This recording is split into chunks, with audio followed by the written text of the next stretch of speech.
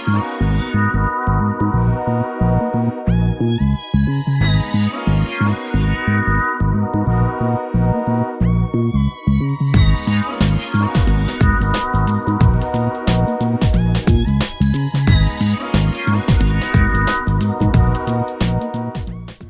morning, everyone. Rise and shine and say hello to Rocco.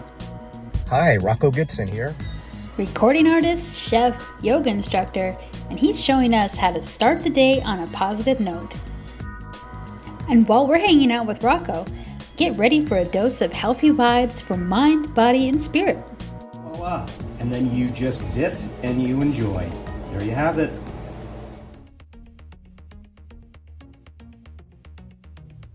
It is officially the beginning of our weekend, and what the plan is, believe it or not,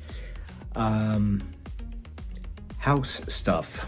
We're gonna do some house cleaning and just give the home a little extra TLC. So that's our challenge for the weekend. Let's see if we do it. He will, but will I? So we're starting the weekend off by having some coffee in a really cool place called Stuyvesant Plaza.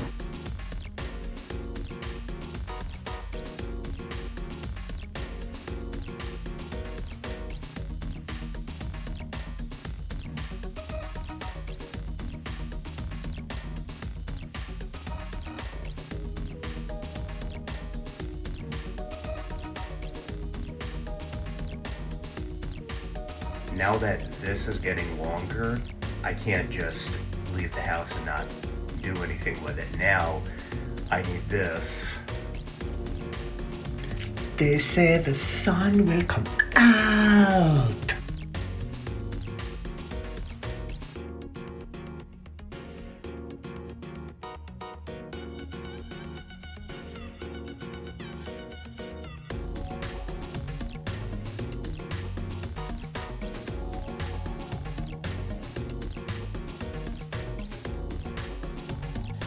It's Sunday. The weekend is almost over. Last night we had my buddy Seth and his friend Delania over for dinner. I made my bolognese. They all loved it. And we just chit-chatted. We spent time. It was really, really nice. And today is going to be about laundry, mowing the lawn, some house cleaning. And if I'm lucky, I can get a mat practice in. We'll see. And maybe I will be going over to my sister's, Dana Bobena. She will have our dad. So that's a good opportunity to spend some time. So the trick is to try not to overload the day, because these are all things that need to be done. But at the same time, you know, you can't jam pack your day to the point where you don't have a little R&R. So we'll see how it goes. We'll see how much I can squeeze in. Definitely the lawn, definitely laundry. So we'll see about my dad. Fingers crossed. Okay, we're starting laundry. You can never have too much coffee on a Sunday morning. Ugh. Laundry may seem pretty mundane, but it's actually, well, for me, a very cleansing experience. It's a way to kind of wash the dirt off of your soul.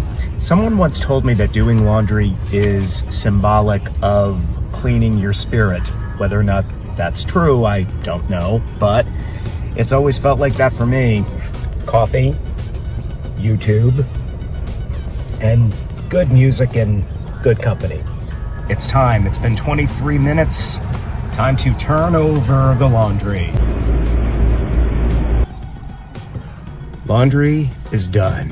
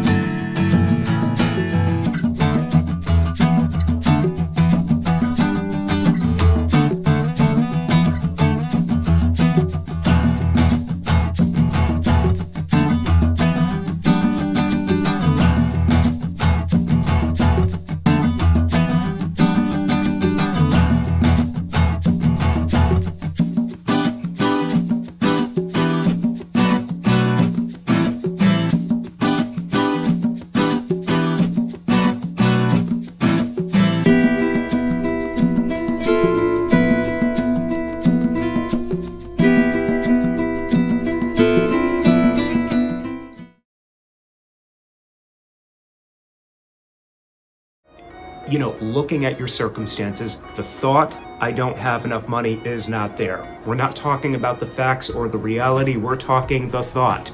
And in my experience, and I have had to work with this many times, calm, still, calm enough to start thinking of a solution. Can I call someone? Can I call up my job and get extra hours? Is there anything in my house that I can use, for example, where I could make myself a cup of coffee? So without the thought, it's going to be more peaceful. It's not going to change your circumstances, but it is going to put you in more of a calm space, which is really the only space where you can solve a problem. If you're all freaked out, you're not going to solve anything. You are probably going to end up making it worse. Some people end up, whipping out a credit card and start spending more to pretend like they have more money. That's an example of how we can act out when we're believing the thought that is stressful. So you look at your results. With believing the thought, you have stress. Without the thought, there isn't stress, or there's less. So therefore, how can having the money or not having the money be the problem? It's the thought that's creating that. That doesn't mean that you're not going to find other solutions and act accordingly and do what you got to do. But without the thought, you can do it without stress, because 9 out of 10 times it is the thinking that is creating the internal poverty. And also, as Byron Katie would say, you could have $2 million and still have the thought, I don't have enough money. Or you could be super thin and still have the thought that I need to lose weight. There are people who, believe that thought and end up, depriving themselves of food because they believe that they need to lose more weight, when in actuality, their body can't lose any more weight. Or I believe the thought, I should have more hair and I don't, okay? Without the thought, okay, great. I just am reminded that it's in to have a shaved head. It's not bad. It's okay. No one's complaining. It's fine. Life goes on. So then you move to turnarounds. There are 3 turnarounds. You want to take your statement, and this is why you have to write it down, and you find 3 opposites. Let's go to I don't have enough money. You want to flip it around, and you want to keep it as close to the original statement as possible. I don't have enough money turns into I do have enough money. So you have to go inside and you have to meditate and find 3 specific examples of how that is true, that you do have enough money. Take a look and see. You may find I can afford the cup of coffee. That's one way where it's true, where I do have enough money. I have a roof over my head. That's a way where I have enough money. I haven't been kicked out. Doesn't mean I don't plan, but for today and right now, I have enough. Or you may become still and find that, oh my God, I have a state check coming in. You may remind yourself of that. So you find where those things are true. And when you find the truth, what's going to happen is you're going to feel yourself lighter. You're going to breathe a sigh of relief. I don't have enough money. What's another turnaround? You want to look for 3. I don't have enough money. I have too much money. That's a complete opposite. Can you go back to a time where you had all the money you needed, and what did it do for you? Sure, you didn't have money problems, but did it give you inner peace? Maybe not. Could be a stretch, but I'm just saying. Or, I don't have enough money, turn it around. My thinking doesn't have enough money. Maybe the reality is you have more than enough, but maybe your thoughts are making you believe that you really don't. So questioning your thinking is a way to come out with that. I will share something with you. I believe that I have something called chronic fatigue syndrome, where I get these episodes of fatigue that are pretty severe. I haven't had the diagnosis, but I just know because I've ruled out so many other things. Vitamin deficiency, diet. I would not be surprised if that's what's going on. But the thought was, I shouldn't have the fatigue. and it was turned around to the fatigue shouldn't have me. And that clicked. And I'm the master. True, I may have to lay it down, and true, I may have to, find my limits and rest, digest, and restore, but I don't have to be owned or defined by any physical condition. I shouldn't have to be bald. I should have to be bald, because I am. That's the reality of it. I shouldn't be going gray. Turn it around, I should be going gray. Or turn it around, I don't have to go gray. I can color it. Work with your thinking, and life becomes much, much easier. Because if you look and if you read many self-help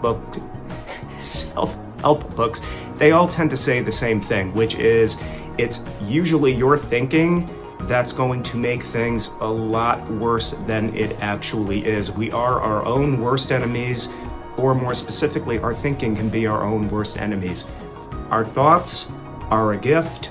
Our thoughts are an asset. We need to use our mind to plan, to communicate. However, that little voice in the head that says things like, I'm too bald, I shouldn't be going gray, I should have more money. All of the shoulds are usually false. They are usually lies. And the truth is, life is the way it is, and the more of an acceptance you can come to that, the better you can be. That does not mean that you are going to not go to a doctor. It doesn't mean you're not going to, make plans to make yourself more financially secure. It does not mean that you're going to just throw your hands up, la-li-la. You're not going to do that. You're still going to take action. But when you question your thoughts and you turn them around using Byron Katie's method, you can do it from a place of peace and a place of personal power. And the miraculous question is a quicker version of that, but Byron Katie's work, that's what inspired me to do that. Anyway, I hope this helps, and look up Byron Katie. Look her up on YouTube. She's amazing.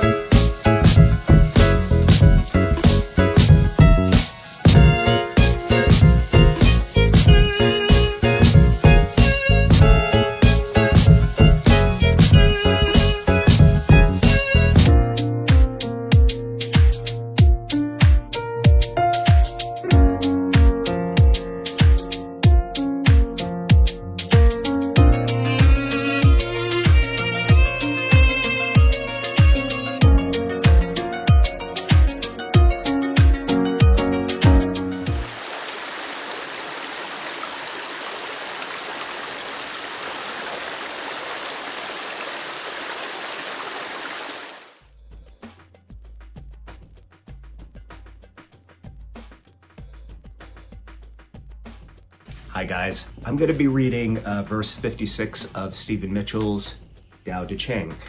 And this mainly has to do with communicating and your style of communication. Forgive me, I really can't talk. This morning I have had only 1 cup of coffee. I haven't had enough.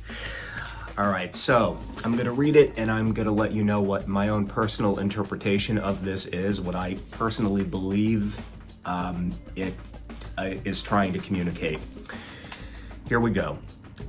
Verse 56. Those who know don't talk. Those who talk don't know. Close your mouth, block off your senses, blunt your sharpness, untie your knots, soften your glare, settle your dust. This is the primal identity. Be like the Tao. It can't be approached or withdrawn from, benefited or harmed, honored or brought into disgrace. It gives itself up continuously. That's why it endures. What I feel this is saying is that in your communication style, just be behind your words. You don't have to be a certain way. You don't have to pretend. You don't have to put on an act. And whenever you do communicate something, the truth is just going to defend itself. In the information, if you're communicating what's true, you're not going to have to, act a certain way. You're not going to have to be anything other than yourself. Just be. Those who know don't talk. This just reminds me of the person in the room who's very, very quiet, but yet is observing and just watching everything and who knows. Those who talk don't know. Well, that totally is someone who is, yipping and yapping and carrying on, and there's really just not a lot of credibility behind what this person is saying, because all this person is delivering are words. You can feel it. Close your mouth, block off your senses. I think that means just be when you're communicating, as opposed to relying all of your power on your words. It's just a great verse, because it also reminds me of a lot of posts that you may see online of people presenting all of this information, and based on the way it's presented, you have to just ask yourself if this information is true. I'm going to give you an example. Let's just say there are, I'm not going to mention anyone specific, but there's one person who is, who posts things on TikTok, Instagram. This person posts a lot of information, and he's very factual. He is very, presents himself in a way where it's just very, very credible. He has facts behind what he says. You have the other person who is, not only presenting information that's different from this particular person here, but this person comes off in such an agitated, angry, and pardon my saying, immature way that you can just tell who is presenting things in the more Taoist way as opposed to the more ego way. And this particular person is still a person and has a right to post and communicate what he, she, or they feels that they need to. However, I'm not gonna believe this person or see this person as credible. I'm going to go with the other person. So that's just an example of how I feel this verse applies to today, because not only is it important how you yourself communicate things, but also everything you're hearing all over the place. And I think it's also about knowing and having the discernment of really who you can put your attention into. So anyway, say what you mean what you say, and just be when you're communicating anything. And don't be afraid to be that quiet person in the room who's watching everything, because that can be a lot of fun.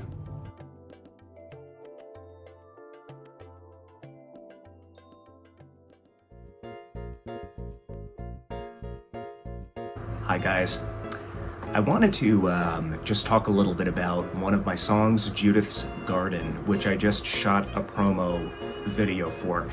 My mom, she passed away maybe 7-8 years ago, and prior to that she was ill for many years. I had really the full essence of her until I was about 15. After that, due to due to a mental and cognitive condition, she digressed and spent the last probably 12 years of her life in a home where I visited her very regularly. There was nothing other than sadness with this situation. The only comfort really was that I was able to really sense her spirit beneath the illness. We've always had that kind of connection. Judith's Garden is about my own love for her and how she has a garden in heaven. And contrary to that, though, I do believe her spirit is here in the house. There's a lot of times I feel her presence, and I don't really feel her absence, and I don't feel the grief and the heartache, because I really do feel her in my heart. And that's really what the song is about. I won't sugarcoat it. Shooting the video actually made me very sad, and watching it made me even more sad. I actually teared up, and I don't cry that often. There's, a lot of happiness and a lot of fulfillment in my life, but my mother was everything to me, still is. And I think when you lose someone who you absolutely love, despite the circumstances, she wasn't herself for years and years, but still, it's, that sadness is always going to stay with you in one form or another. And you deal with it, you focus on the presence you can feel, and you focus on the memories, the good ones. And, you channel that into your strength and into your productivity of what you do. And not only that, but the mother that she was to me, I really would like to be the father that I can be for my friends, for my loved ones. The mother that she was to me, that's the husband I want to be for Chris. That's the best friend I want to be for the besties that I have. So I use that love to fuel being the best person I can be.